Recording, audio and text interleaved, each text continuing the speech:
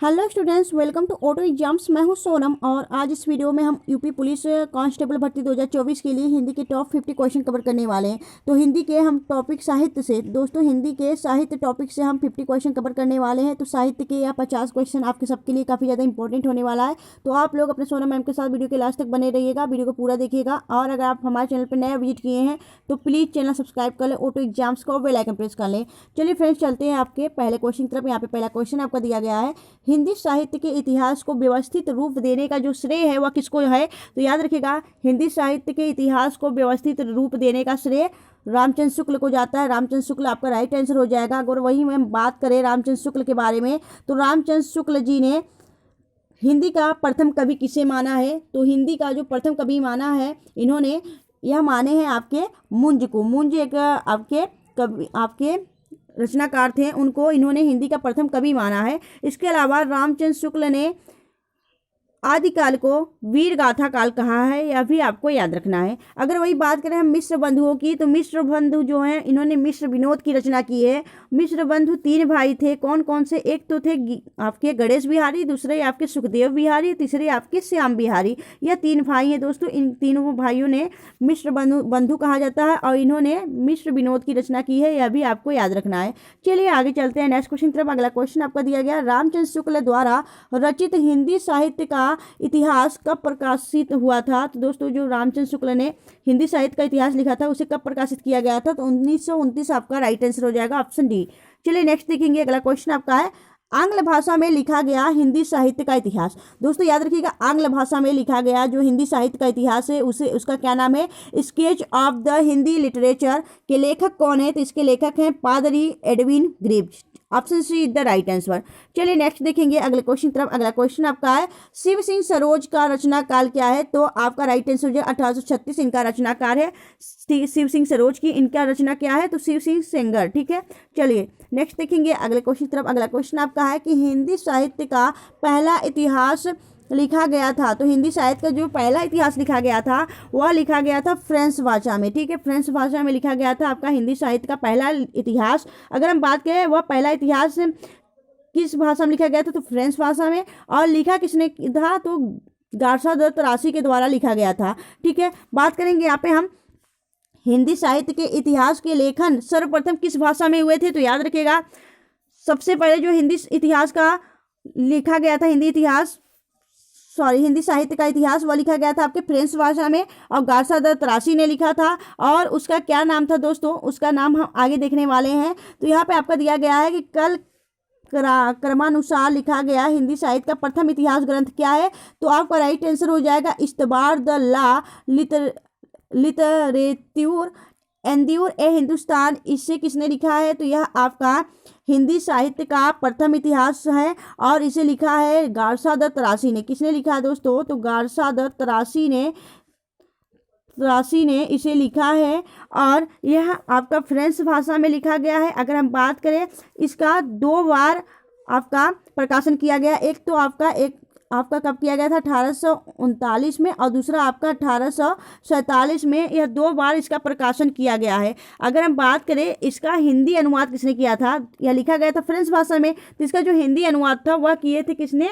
तो लक्ष्मी सागर वास्तव ने इसके हिंदी अनुवाद किए हैं, यह भी आपको याद रखना है। ठीक है, चलिए नेक्स्ट देखेंगे हम अगले क्वेश्चन की तरफ, काफी इंपॉर्टेंट है, याद रखिएगा। चलिए नेक्स्ट देखेंगे अगला क्वेश्चन आपका है कि हिंदी साहित्य के इतिहास लेखन की परंपरा का सूत्रपात किसने किया है।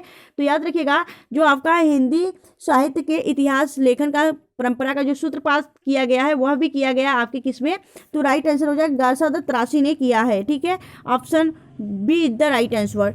चलिए नेक्स्ट देखेंगे हम अगले क्वेश्चन तरफ। अगला क्वेश्चन आपका है कि हिंदी गद्य का प्रथम युग किसे माना जाता है। तो दोस्तों हिंदी गद्य का जो प्रथम युग माना जाता है वह माना जाता है भारतेंदु युग को। ठीक है, भारतेंदु युग को माना जाता है। अगर बात करें भारतेंदु युग का नाम कैसे पड़ा, तो भारतेंदु हरिश्चंद्र के ऊपर इसका नाम पड़ा भारतेंदु युग। ठीक है, यह आपका हिंदी गद्य का सर्वप्रथम युग कहा जाता है। चलिए नेक्स्ट देखेंगे अगले क्वेश्चन तरफ। अगला क्वेश्चन आपका है कि आदिकाल के लिए वीर गाथा काल नाम किसने प्रस्तावित किया था। तो हमने पहले क्वेश्चन में कवर कर लिया था कि आदिकाल को वीर गाथा के नाम से किसने बोला था। तो रामचंद्र शुक्ल ने आदिकाल को वीर गाथा काल कहा था। ठीक है, अगर वहीं बात करें हम कि आपके हजारी प्रसाद द्विवेदी ने क्या कहा था, तो हजारी प्रसाद द्विवेदी ने आदिकाल को आदिकाल ही कहा है। ठीक है, अगर बात करें हम कि जो आपके राम कुमार वर्मा है, तो राम कुमार वर्मा ने क्या कहा था, राम कुमार वर्मा ने इसे आदिकाल को क्या कहा है, तो राम कुमार वर्मा ने कहा है आपके संधिकाल या फिर चरण काल। इसके अलावा राहुल संकीर्तन की बात करें तो जो महापंडित राहुल संकीर्तन है, उन्होंने वीर गाथा का आपके आदिकाल को क्या कहा है, तो आदिकाल को कहा है इन्होंने सिद्ध सामंत काल। ठीक है, यह भी आपको याद रखना है। चलिए नेक्स्ट देखेंगे हम अगले क्वेश्चन तरफ। अगला क्वेश्चन आपका है, हिंदी में तुलनात्मक आलोचना का प्रारंभ किसने किया है। तो दोस्तों हिंदी में जो तुलनात्मक आलोचना का प्रारंभ किसने किया है, तो यह आपका राइट आंसर हो जाएगा। यह किए हैं आपके कौन, तो राइट आंसर हो जाएगा Padma Singh Sharma. Option B is the right answer. Next देखेंगे अगला क्वेश्चन आपका है, हिंदी साहित्य के इतिहास के काल को वीरगाथा काल भी कहा गया है। यह किसने कब किसको कहा गया है, याद रखिएगा। जो हिंदी साहित्य है, हिंदी साहित्य के इतिहास को वीरगाथा काल कहा जाता है, किस काल को कहा जाता है, तो यह आपको बताना है। तो आप सभी जानते हैं आदिकाल को वीरगाथा काल भी कहा जाता है, यह आपका राइट आंसर हो जाएगा। ठीक है, नेक्स्ट देखेंगे अगला क्वेश्चन आपका है, पृथ्वीराज रासो हिंदी साहित्य के किस काल में लिखा गया है। तो आप सभी जानते हैं जो पृथ्वीराज रासो है दोस्तों, यह लिखा गया है आपके आदिकाल में लिखा गया, आदिकाल बोलिए या फिर वीरगाथा काल कहिए, इनमें लिखा गया। आपका option is the right answer हो जाएगा। अगर हम बात करें पृथ्वीराज रासो किसने लिखा है, तो चंद्रवरदाई ने लिखा है। अगर बात करें जो पृथ्वीराज रासो है, यह हिंदी साहित्य का, ठीक है, हिंदी का प्रथम महाकाव्य है। ठीक है, ये क्या है आपका हिंदी का प्रथम महाकाव्य, हिंदी का प्रथम महाकाव्य है आपका पृथ्वीराज रासो। और इसे किसने लिखा है, इसे लिखा है चंद्रवरदाई ने। और चंद्रवरदाई को हिंदी का प्रथम महाकवि भी कहा जाता है। ठीक है, तो राइट आंसर हो जाएगा आपका ऑप्शन ए। चलिए नेक्स्ट देखेंगे अगला क्वेश्चन तरफ। अगला क्वेश्चन आपका है, हिंदी साहित्य की भूमिका के लेखक कौन है। तो हिंदी साहित्य के भूमिका के जो लेखक है वह कौन है, राइट आंसर हो जाएगा आपका हजारी प्रसाद द्विवेदी। ठीक है, हजारी प्रसाद द्विवेदी जो है दोस्तों, जिन्हें हजारों शब्दों का ज्ञान होता है, उन्होंने वही आपके हिंदी साहित्य की भूमिका लिख सकते हैं। तो इस प्रकार आप याद कर सकते हैं, हिंदी साहित्य के भूमिका के लेखक जो है वह है Hazari Prasad Dwivedi. Option C is the right answer. चलिए नेक्स्ट देखेंगे अगला क्वेश्चन आपका है कि महावीर प्रसाद द्विवेदी ने आदिकाल को क्या संज्ञा दी है। तो महावीर प्रसाद द्विवेदी ने आदिकाल को वीर बपन काल कहा, याद रखिएगा। वीर बपन काल जो है वह आपके महावीर प्रसाद द्विवेदी ने आदिकाल को संज्ञा दी है। ठीक है, याद रखिएगा। चलिए नेक्स्ट देखेंगे अगले क्वेश्चन तरफ। अगला क्वेश्चन आपका है कि हिंदी साहित्य को कितने कालखंडों में विभक्त किया गया है। तो याद रखिएगा जो आपके हिंदी साहित्य है, हिंदी साहित्य को आपके 4 खंडों में विभक्त किया गया। ठीक है, 4 आपका राइट आंसर हो जाएगा। कौन कौन से, एक तो हो गया आपका आदिकाल, ठीक है, दूसरा हो गया आपका भक्ति काल, तीसरा हो गया आपका रीतिकाल, और चौथा हो गया आपका कौन सा, चौथा हो गया आपका आधुनिक काल। ठीक है, आधुनिक काल। यह आपके हिंदी साहित्य के कितने कालखंडों में विभक्त किया गया, तो 4 आपका राइट आंसर हो जाएगा। कौन कौन से, तो आदिकाल, भक्तिकाल, रीतिकाल और आधुनिक काल। ठीक है, चलिए नेक्स्ट देखेंगे अगले क्वेश्चन तरफ। अगला क्वेश्चन आपका है, कीर्ति लता किस भाषा की रचना है। तो कीर्ति लता जो है दोस्तों, यह किस भाषा की रचना है। तो राइट आंसर हो जाएगा, यह है आपका कौन सा, तो करेक्ट आंसर हो जाएगा, यह है आपका कीर्ति लता जो है दोस्तों, यह किस भाषा की रचना है। तो राइट आंसर हो जाएगा, यह है आपके अपभ्रंश का, अपभ्रंश आपका राइट आंसर हो जाएगा। ठीक है, कीर्ति लता, कीर्ति पताका, यह दोनों आपके अपभ्रंश से हो जाएगा, राइट आंसर हो जाएगा आपका अपभ्रंश। ठीक है, अगर हम वही बात करें हम कि यह आपके किससे हो जाएगा, अपभ्रंश हो जाएगा। अगर बात करें हम कि कीर्ति लता, कीर्ति पताका, यह दोनों किसकी रचना है। तो यह दोनों आपके विद्यापति की रचना है। ठीक है, विद्यापति। ठीक है, राइट आंसर हो जाएगा। चलिए नेक्स्ट देखेंगे अगले क्वेश्चन तरफ। अगला क्वेश्चन आपका है, इनमें से 84 सिद्धों में प्रथम सिद्ध कौन है। तो राइट आंसर हो जाएगा सरहप्पा। 84 सिद्धों में से प्रथम सिद्ध है। अगर हम बात करें कि जो सिद्ध होते हैं, सिद्ध उनके नामों में क्या लगा जाता है, तो पा लगता है या फिर हप्पा लगता है। ठीक है, तो हप्पा या फिर पा लगता है, तो यह आपके 84 सिद्धों में से प्रथम सिद्ध है सरहपा। अगर बात करें सरहपा में जो आपके सिद्ध होते हैं उनमें पहला स्थान, प्रथम स्थान किसका होता है, तो लुइफा उनका प्रथम स्थान होता है, याद रखिएगा। ठीक है, यह भी आपको याद रखना है। चलिए नेक्स्ट देखेंगे अगले क्वेश्चन तरफ। अगला क्वेश्चन आपका है कि 12 बरस लव कुकर जीवे अरु 13 जीवे ले सियार, यह पंक्ति किसकी है, तो याद रखिएगा यह पंक्ति किसकी है, तो करेक्ट आंसर हो जाएगा यह है आपके जगनिक का। ठीक है, जगनिक आपका राइट आंसर हो जाएगा। जगनिक के द्वारा यह लिखा गया आपका 12 बरस लव कुकर जीवे अरु 13 जीवे सियार। ठीक है, जगनिक आपका राइट आंसर हो जाएगा। नेक्स्ट देखेंगे हम अगले क्वेश्चन तरफ। इससे पहले हम जान लें कि यह जो जगनिक है इन्होंने किसकी रचना की है, तो आपके खुमार रासो की रचना की है, याद रखिएगा। ठीक है, खुमार रासो की रचना किसने की है, जगनिक की है। चलिए नेक्स्ट देखेंगे हम अगले क्वेश्चन तरफ। अगला क्वेश्चन आपका है, ठीक है, चलिए अगर बात करें हम दोस्तों, यह किसकी रचना है, 12 बरस लव कुकर जीवे, यह लिखी है जगनिक ने। और जगनिक की रचना क्या है, तो जगनिक की रचना है क्या, परमाल रासो। परमाल रासो आपका राइट आंसर हो जाएगा, परमाल रासो इनकी रचना है। ठीक है, और परमाल रासो का ही यह पंक्ति है, आपका राइट आंसर हो जाएगा, जगनिक ने लिखा है। चलिए नेक्स्ट देखेंगे अगले क्वेश्चन तरफ। अगला क्वेश्चन आपका है अमीर खुसरो का वास्तविक नाम क्या है, तो आपके बता दें दोस्तों, अमीर खुसरो का वास्तविक नाम है अबुल हसन। अगर बात करें इनका जन्म कहाँ हुआ था, तो इनका जन्म हुआ था आपके एटा जिले में, उत्तर प्रदेश के एटा जिले में। अगर बात करें हम कि अमीर खुसरो को क्या कहा जाता है, तोताए हिंद कहा जाता है। यह हिंदी खड़ी बोली के प्रथम कवि हैं, याद रखिएगा, खड़ी बोली के कवि माने जाते हैं आपके अमीर खुसरो। अगर बात करें हम कि अमीर खुसरो के जो अमीर खुसरो जी हैं उनके गुरु कौन है, ठीक है, गुरु कौन है, तो गुरु बताना है आपको, गुरु कौन है इनके, तो इनके गुरु हैं आपके कौन, तो आपको बता दें इनका गुरु जो है इनके गुरु हैं निजामुद्दीन औलिया। अमीर खुसरो के गुरु कौन है, निजामुद्दीन औलिया, और इनका जो वास्तविक नाम है वह है अबुल हसन। ठीक है, चलिए नेक्स्ट देखेंगे अगले क्वेश्चन तरफ। अगला क्वेश्चन आपका है हिंदी भाषा का प्रथम प्रमाणिक ग्रंथ कौन सा है, तो हिंदी भाषा का जो प्रथम प्रमाणिक ग्रंथ है वह आपका राइट आंसर हो जाएगा कौन सा है, तो यह होगा आपका पृथ्वीराज रासो। पृथ्वीराज रासो जिसे चंद्रबरदाई ने लिखा है, यह आपके हिंदी का महाकाव्य, प्रथम महाकाव्य है, तो याद रखिएगा यह पृथ्वीराज रासो जो है यह हिंदी भाषा का प्रथम प्रमाणिक ग्रंथ भी है। ठीक है, चलिए नेक्स्ट देखेंगे अगले क्वेश्चन तरफ। अगला क्वेश्चन आपका है निम्नलिखित में से आदिकाल की रचना है, तो दोस्तों निम्नलिखित में से इनमें से कौन सी आदिकाल की रचना है, तो राइट आंसर हो जाएगा आपका जो खुमार रासो है, खुमान रासो। यह आपके आदिकाल कहिए या फिर आपका वीरगाथा काल, यह आपके आदिकाल की रचना है। बाकी यह सभी आपके आधुनिक काल की रचना है, यह भी आपको याद रखना है। चलिए नेक्स्ट देखेंगे अगला क्वेश्चन आपका है गोरा बादल की कथा किसके द्वारा रचित है, तो गोरा बादल की जो कथा है दोस्तों यह किसने लिखा है, तो राइट आंसर हो जाएगा जटमल। जटमल एक कवि थे, उनके द्वारा गोरा बादल की कथा लिखी गई है। ठीक है, चलिए नेक्स्ट देखेंगे अगले क्वेश्चन तरफ। अगला क्वेश्चन आपका है निम्नलिखित में से कौन सा कवि कृष्ण भक्ति धारा की कवियों में शामिल नहीं है, तो आपका राइट आंसर हो जाएगा जो नाभादास हैं दोस्तों, नाभादास। यह आपके कृष्ण जो आपके नाभादास हैं इन्होंने कृष्ण भक्ति धारा के संबंधित नहीं है। नाभादास के गुरु आपसे पूछे जाते हैं, नाभादास के गुरु हो जाते हैं अग्रदास, याद रखिएगा यह आपका राइट आंसर हो जाए। इन्होंने नाभादास जो है इन्होंने भक्तमाल रचना की है, भक्तिमाल की, याद रखिएगा भक्तमाल अष्टछाप की। ठीक है, चलिए नेक्स्ट देखेंगे अगले क्वेश्चन तरफ। अगला क्वेश्चन आपका है कि सूरदास को किस रस का सम्राट कहा जाता है, तो सूरदास को कहा जाता है वात्सल रस का सम्राट। ठीक है, वात्सल रस का सम्राट कहा जाता है। अगर बात करें सूरदास को, तो सूरदास को पुष्टि मार्ग का जहाज भी कहा जाता है।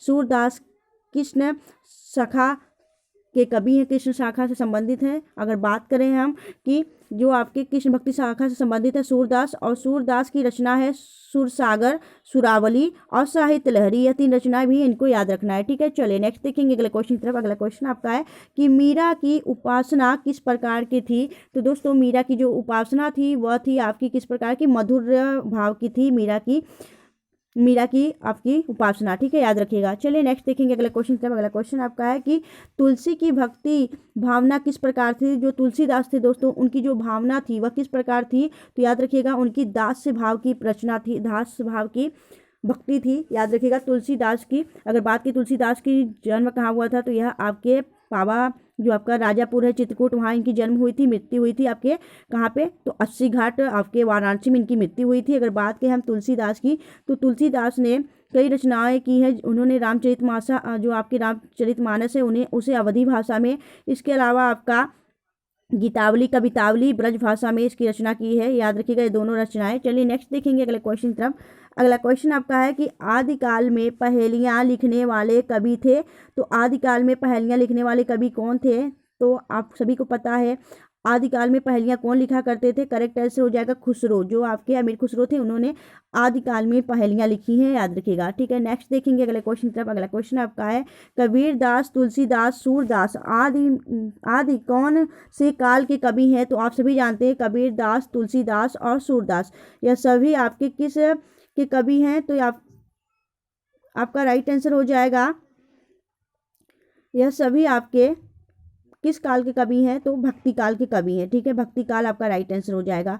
ठीक है, चलिए नेक्स्ट देखेंगे अगले क्वेश्चन की तरफ। अगला क्वेश्चन आपका है कि सूरदास के गुरु कौन थे। तो सूरदास के जो गुरु थे वह थे आपके वल्लभाचार्य, राइट आंसर हो जाएगा ऑप्शन सी। चलिए नेक्स्ट देखेंगे अगले क्वेश्चन की तरफ।